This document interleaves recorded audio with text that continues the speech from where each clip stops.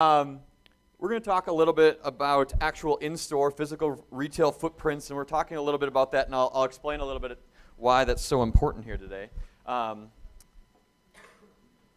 And today is actually a holiday. It's July 11th. It's interesting. I don't know why we're all at work. We should put this on the holiday calendar. Does anyone know what day it is today?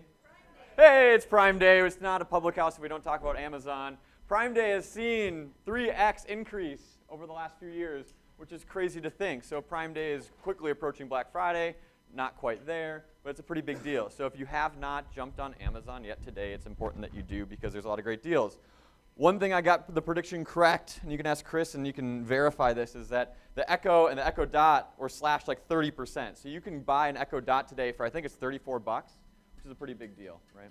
So we'll work on it. The other interesting thing is that if you actually order through your Echo or Echo Dot, it's even bigger discounts. So if you actually say, hey, Alexa, tell me the deals that are going on today, she's going to be able to tell you the deals, and it's actually going to be better than what you're actually going to get if you actually go online, which is crazy to think. As always, we've got to push Edge, all 10 of our channels. The biggest new one we talked about last time, we have a video library of all the public houses, of all the things that we're making. Tony Smith, who's a strategist here, actually made a video short about this festival chalk art, and we actually just published that yesterday. So that's on Edge as well. Check it out. It's a really cool video short, 4 or 5 minutes long. He did a really awesome job on that. The other interesting thing is that I've been kind of pushing this aside a little bit. We do a podcast every week, and I thought that was kind of just sitting in the corner a little bit. Turns out we have some pretty solid listens. So we do have a podcast. Definitely jump on. We publish it every time on Edge, and you can listen to it on SoundCloud, or you can even subscribe to it on the Apple Podcast Store. So you can just subscribe to that. Pops in every week. If we get to it, usually every week or two, and you can just listen to it. We don't go more than 25 minutes, just like Public House, but we try to keep that super quick. I'm going to skip through this. We kind of have this new strategy for Edge about maintaining day one. It's all about Jeff Bezos, Amazon's letter to the investors this last year. And I'll talk about that a little bit more another time. So, the Amazon team, we've created this Amazon team. Now we have 6 people involved from across the agency. We've actually created a Periscope store on Amazon.com. And the big thing about this is that we're seeing our clients have a huge having a huge impact on our clients. We're seeing more and more people jumping on Amazon. We're seeing more and more clients looking to this as a vital resource, and as an agency, as we're representing these people, we need to know what's going on in Amazon Seller Central. So we built a store for ourselves. There's only 6 people who've raised their hand and want to include this. This is paid for by Periscope. We have products. We're paying for this. And we'd love more people to jump in. We're selling water bottles out of P2. So come on by, check it out, and we're gonna publicize this a little bit more as we get the store up and running. So it's not public yet. And as always, all this content that we talk about here is available on Edge at 9:30 today. So, in-store innovation, brands, strategies, and tactics that truly outpace the competition. And I think over the last few weeks, we've had a kind of an interesting journey at Public House and everything else. But I'm going to talk a little bit about that. So we're going to talk about the past. We're going to talk about how we tend to focus on all the hype that's happening with e-commerce, et cetera, and all the big stories and why that's not real. We're going to talk about the death of retail, right? I've thrown that out there, and that's kind of a scary word, especially for us here in the room. But what really is that, and what does that mean? Is it truly real? We're going to talk about the new consumer. We're going to talk about who's winning in this world, and we're going to have, of course, a few key takeaways for everyone to take away with. So, what's our current state near and far? I promise this will be like one of the last slides where the Amazon logo is on this projector. I think it's important that we talk about Amazon a lot, but over the last few weeks, I have been given, there's a little bit of something. I've been given Amazon like this high and mighty status while absolutely trashing every other physical retail store around. And I think it's important to do that at times, but yet we don't necessarily want to be so pessimistic about everything. And we look at the death of retail. You like that one? This is a better one. I like that one better. We look at the death of retail. It's something that's real. If we look at, we're looking at store closings breaking 20-year records. It's not something that we can necessarily ignore or think that's not real or just hype because we think Amazon is cool. It's actually a real thing, but the truth is, just because we're seeing a ton of store closings doesn't mean the physical retail footprint is dead. It's far from it, right? I continue to push this, but we have our retail books, and a lot of the stuff we're going to talk about today, the case studies are actually published within these. So if you haven't got a copy of it, throw it on your desk. It's always fun to kind of take a look at. So, the other interesting thing that I think we miss a lot of times in Public House, and I'll be the first one to admit that's probably my mistake, is the fact that we often sit up here at this really high level category, right? We look and say, oh, Amazon's a thing, e-com's a thing, retail's dying, mobile, digital, whatever, right? But we never really look at some of the physical tactics that are actually making that come true. And we're going to try to do that a little bit today. We're going to look at some specific retailers and the things that they're doing to reach the new kind of consumer. Right? What's interesting is when you look at the future of retail on actual Google Images, it comes up with this. And I think if this was actually the case, we think every new retail environment is going to be like the Minority Report. I think 90% of the images are like touchscreen mirrors, right? I'm not saying touchscreen mirrors are bad, but like talk about hype, right? I think the reality is, and I'll continue to say this, but actually meeting the consumer, meeting this new consumer in an appropriate way is really kind of the key to this whole thing. So myth, reality, shout out to Peter. He came up with this whole thing, Peter Craig over in P2. But we have this myth that like retail is dying. I talked about this. But I think the reality of this whole thing is that traditional retail is dying. If we go even further, we look at like static retail is dying, right? So if retailers aren't changing, if retailers aren't looking to what's new and different and quickly moving and to take advantage of those changes, those are the retailers that we're seeing are truly dying, right? And we look at kind of this really interesting timeline here, and we say, all right, you know, the general stores in the 1800s, supermarkets, discount chains, shopping malls in the 50s, right, Southdale, superstores, and then e-commerce in the mid to late 90s. We're 20 years past that now, right? So like when we look at some of our clients looking at e-commerce as a really interesting opportunity, is that going to fade well for them knowing they're 20 years kind of behind the times, and how does that work, right? So it's just really interesting. So when we look at the client roster, and I know some work on retail, some work on actual products, some work on things that might not be directly related to this, but like where do we stand in that timeline, and how do we kind of act based on where we find ourselves, right? And where are we today? So we know some of our big clients and some of the retailers that are in the world are having a really hard time. There's no justifying, or not justifying, but there's no getting around that, right? Specifically some of the big box ones, right? You look at these three and you're like, ooh, that's hard, right? JCPenney, Macy's, and Sears. But even look at Walmart, right? Looking at Walmart as being one of the #1 competitors in this new retail landscape, purchasing Jet for a cool $4 billion, right? But they're still not doing that awesome compared to some of the major e-commerce giants, right? They're still not doing great. And my point here is that the outcome is not grim, but it's hard. It's really hard. And we see some retailers that are quickly declining, but we also have a ton that have a really interesting opportunity. So why are these people dying, right? And I think we can all have our own versions of these stories, but right, some retailers truly just didn't move fast enough to meet the demand to the new customer, right? They're not moving fast enough. They're stuck in the mid-90s trying to figure out e-commerce, when in reality we're even behind, or even in front of that a little bit more. And ultimately they're outdone and overshadowed by brands that could actually figure that out, and brands that could move fast enough to take advantage of this new customer, right? And those two things put together, you know, prove to be death. Now obviously there's much more behind that. We're not going to sit here and talk for the next 15 minutes about why retail died, right? But we're going to look at some people who really are taking advantage of the new customer of today, this emerging customer who has new and different demands that we might not be used to. And so who is this new customer, right? And we're just going to look at this at a really high level. We're not going to say millennials, Gen X. Like obviously there's intricacies in between each one of them. But when we try to highlight the new customer, this is kind of the rubric that I put each successful retailer against to make sure that, like, is it just a flop, or are they actually meeting this new customer in a place where they're demanding, right? So new customer is this. They demand convenience and control. They need it now, for me mindset. So the two up here, they want to buy things when they want, where they want them here now, and they want them personalized and customized to add as much value as possible. And you can start making some comparisons to the A word, where we're not going to talk about it too much, but like how great they've been able to do even those first two things. They're experience-driven. Rewind 4 weeks. We did this whole experience-driven thing. The new customer is more even about the experience of the actual product and the product itself. They're value and not necessarily cost-centric. So you see the race to the bottom. And you see some really successful retailers like Dollar Tree really matching some of the cost-driven users. But overall, the new customer is more value-driven. Like, how is this product going to truly be of value? I don't necessarily need the lowest cost, but I want something that's going to be of value, right? And then truly we're having a diminishing trust in brands. Now each one of those things we could have an entire 20-minute session about, right? We could talk about this diminishing trust and saying we don't really care about name brands anymore because one, they suck, they're not transparent enough.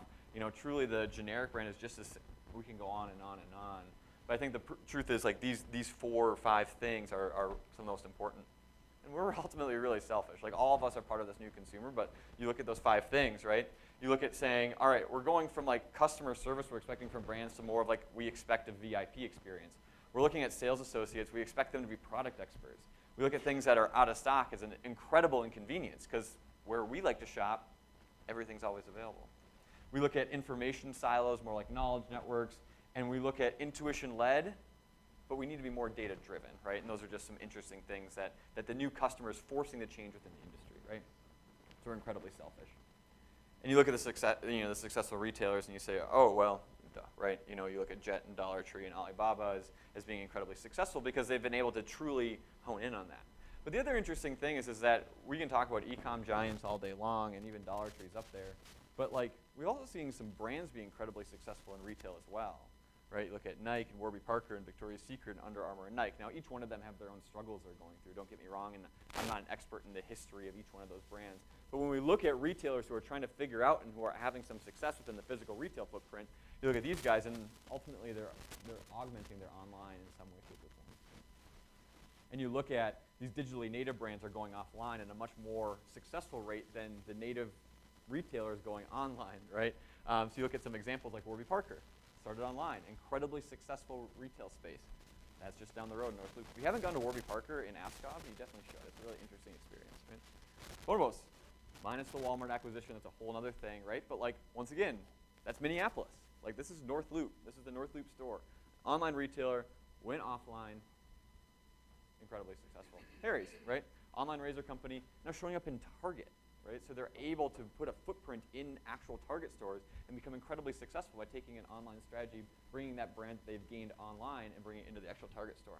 And they're being incredibly successful at it. Like, you look at Warby Parker and the top 5 physical retailers by sales by square foot. It's insane. Warby Parker is right up there next to Apple, right? Apple selling $3,000 laptops in tiny stores in Uptown, right? It's incredible to think about that. So we also see this interesting thing defining retailers. And as I was making this presentation, I was kind of, what is a retailer? Is Nike a retailer? Well, yeah, the brand. So we see this idea of like products are becoming brands are becoming retailers are becoming products and brands, and ultimately everyone's coming into the home. And you look at examples of that. You look at like Casper mattresses. All of a sudden that became a brand.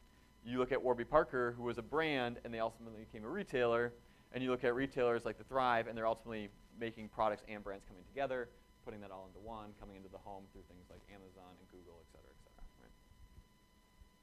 And we look at the growth rate of these things. So we look at Warby Parker, and we're not necessarily saying, wow, we can't really compare Warby Parker to Nike or Apple or these like really instilled brands that have been a foundation of our world for a really long time.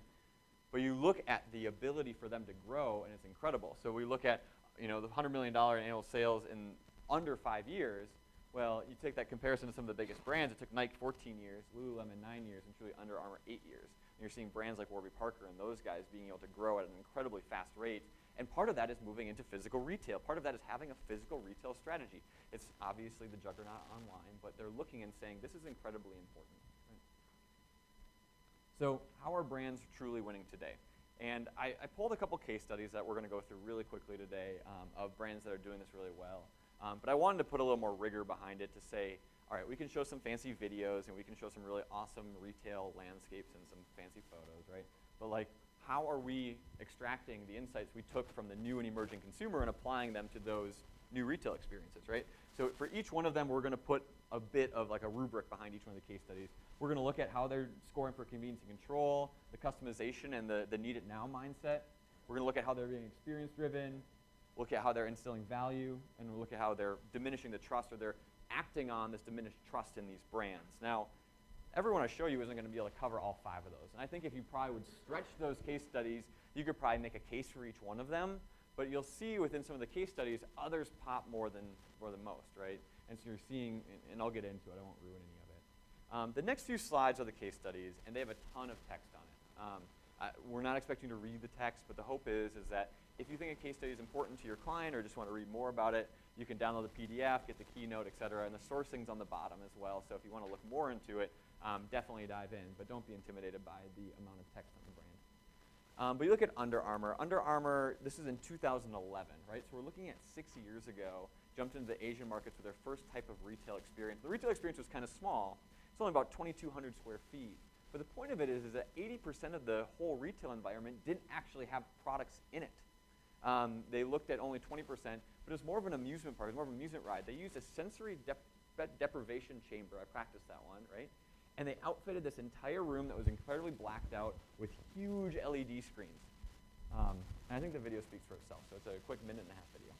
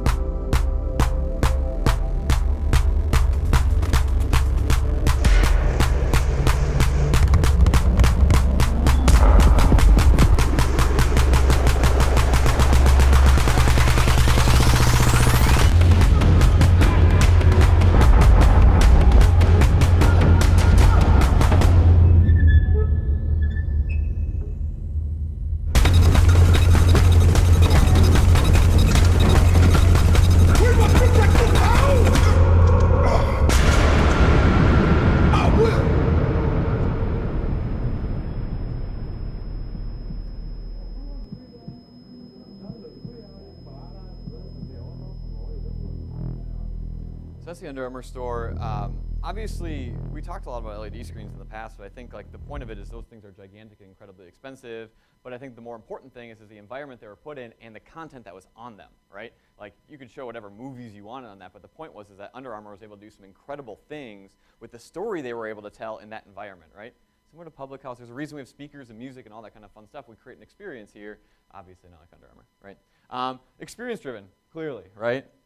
Value, not cost-centric. Under Armour's not a cheap brand, right? But they were able to show the value and the level of sport that you could reach in a really sensory way, right?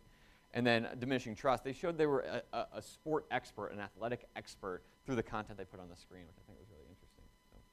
So, Burberry, we're talking about some really small brands here, right? Burberry, huge paragraph here, but I think what's really interesting about the Burberry stores is that they focus a ton on content as well, but they actually mirror every single one of their retail stores directly to their online properties, right? So the online and the offline are directly mirrored in terms of category, where you can find things, the pricing, et cetera, et cetera. What's interesting is that Angela Ahrendts, forget the last name, right? She's now the chief retail officer of Apple, who she came from Burberry. They're doing the exact same thing. Their Apple's thing is we want our online store to be the largest flagship store of our entire kind of population, right? But Burberry does some really interesting things. This is a really important one to take a look at after. They actually have RFID tags in each one of their pieces of clothing item. And I think it's important to think about the RFID tags isn't necessarily a new tech, right? RFID is not necessarily new. But the point is that in this one store in London, they have over 100 screens and 500 speakers. And without you really even knowing, as you walk through the store with products, those screens change based on where that product is. Same thing within the dressing room is that the mirrors will come to life based on what the products you have in there. And then the other interesting thing is that Burberry, obviously, as fashion, is known for the fashion kind of the fashion shows around the world. They stream every one of their live events within their retail environments, bringing that and creating this web across the entire world, which is really interesting, right? And I'm not going to show this video, but that's a picture of the retail store. This whole thing here is a screen, right? And those are the things that actually show these live events that they throw, right?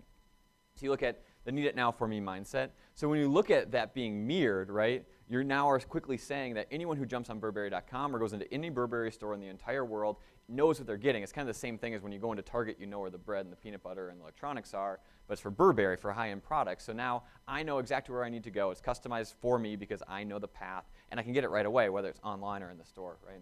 Obviously experience-driven with all the screens and everything like that.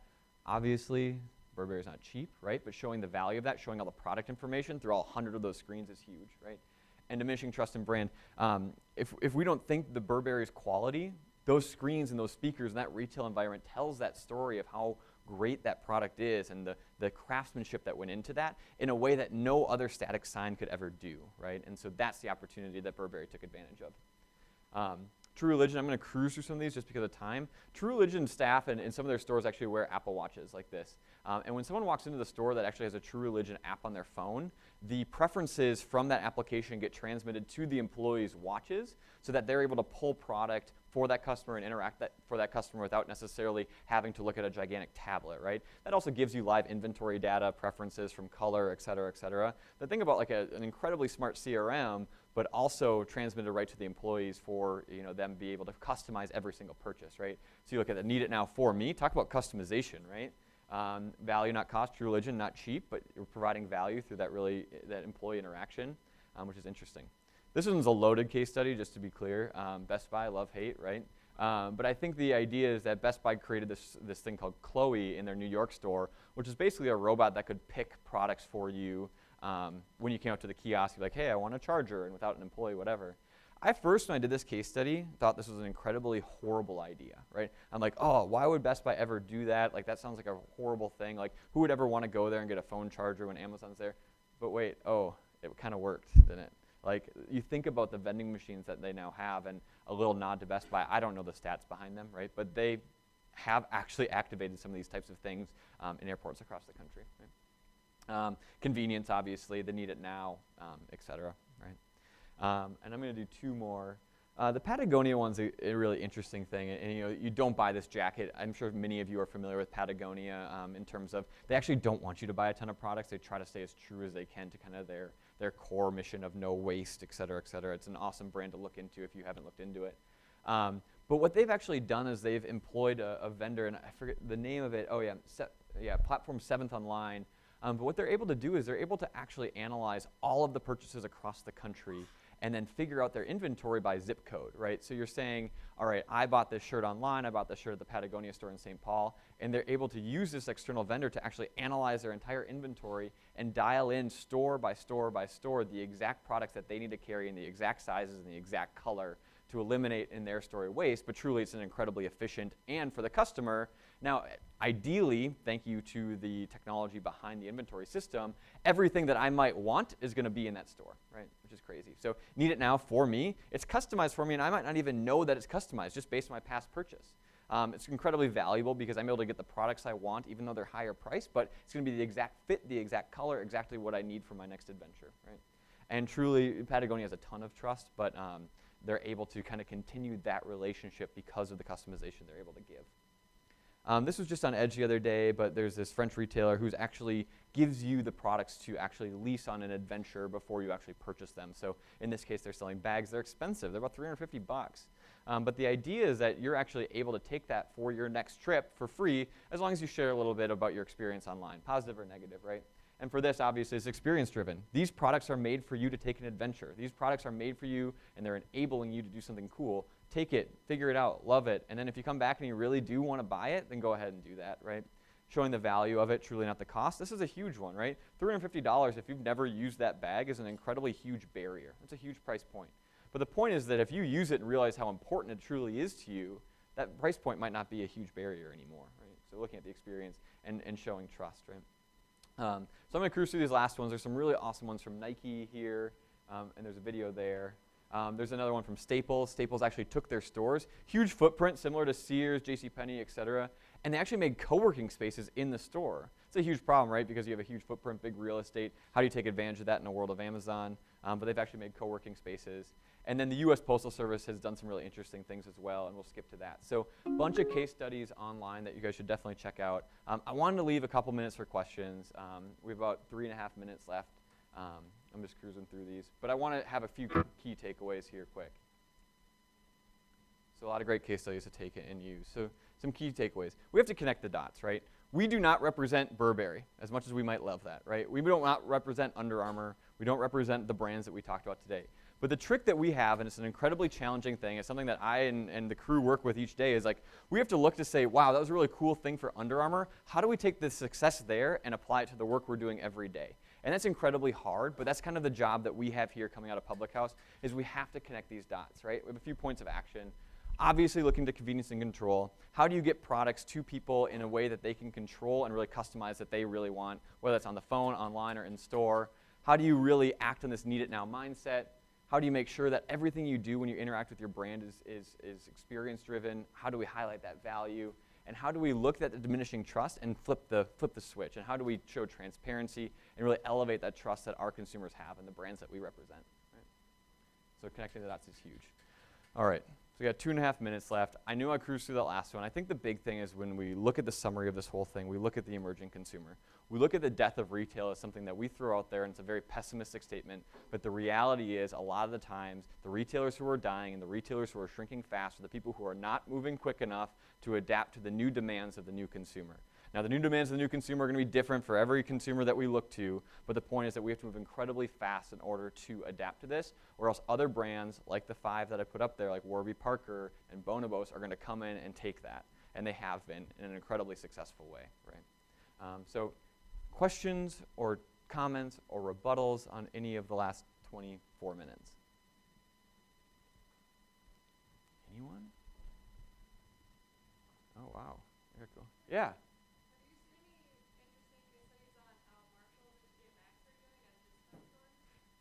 No, but they're doing well, right? Do you know anything about it? Well, that's awesome. That's an interesting thing to look at. I wonder if, is it the value? Like, I wonder if that's like, if they're looking at the value of this and saying, you know, like the cost is low, obviously. So value is, what's the equation? Is value is cost times, benefit or whatever that might be. But I think the cost is incredibly low. But the other thing is that it's probably showing an incredible amount of value, right? And it's probably kind of a fun experience to go there too, because you're finding and you're looking and you're finding those deals that are so important to that, which I think that's fascinating. And no, it's a great case study to look into. Huge footprint too, big challenge, right? That's awesome. That was a great point. Yeah, Jim. So one of the things I've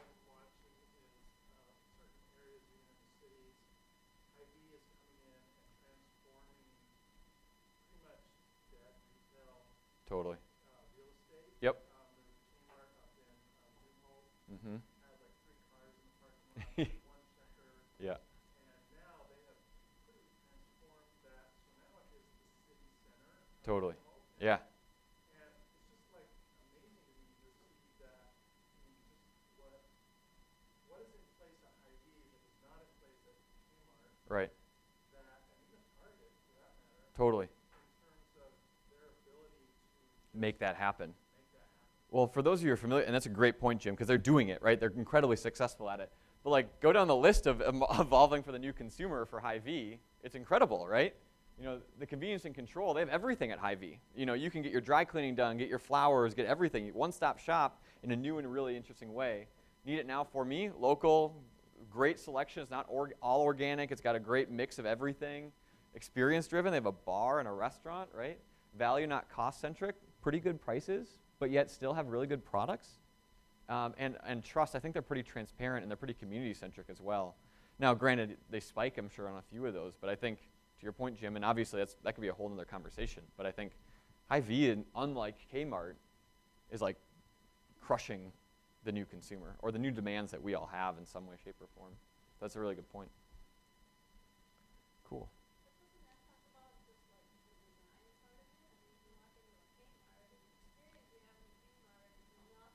Totally.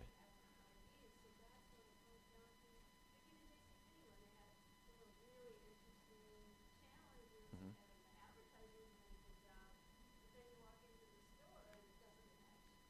Sure. Well, and obviously design is part of a puzzle that's a little bit more zoomed in, but very important. But I think even if JCPenney made the most beautiful stores in the world, but yet maintained kind of their still, you know, setup, they're still going to be missing a pretty good amount of these things. It's true. Totally. No, it's valid. Very valid. Yeah, Jim. Totally. A lot of these ideas, I think, are, we might look at them and go, wow, could we ever do that? Could our clients ever have an appetite for that? But Right. you know, bringing it down to their level. But at the same time, I think that we're fooling ourselves to imagine that we propose this to a client one time and they say no, or we don't have enough money. And then we say, well, see, we told you they wouldn't buy it. I mean, it's Right. going to take like 50 times. Mm-hmm. You know, like we have to be very resilient. Yep. We don't take no for an answer, don't take no for an answer. Completely. Being able to plan and strategize, just like water coming down a stream. Yep. There's a rock around it, over it, and if we don't do that, then we're not gonna. That's totally. Yeah, I was working with a team yesterday about that, where they were worried about, you know, the client saying no, too expensive, which I know we deal with every single day, and you guys probably deal with it more than I do. But I think it's also, you know, having those conversations, never stopping, but queuing them up in the right way, right? We didn't just say, hey, Under Armour's got these cool screens and they're awesome and look at this video, right? We went back and said, what are we trying to do? Like, who are we trying to reach? What are the demands of those types of people? Like, and how are your current tactics that you know and love doing an okay job, but you could do so much better by maybe investing a little bit more or taking a risk, but yet backing that up with information that you know that I don't about the brands is one of many tactics you can use. So, cool. We're in a couple minutes over. Thank you guys so much for hanging out for Public House. All this stuff is available, so dive in. If you need a retail book, definitely let me know. Feel free to grab one.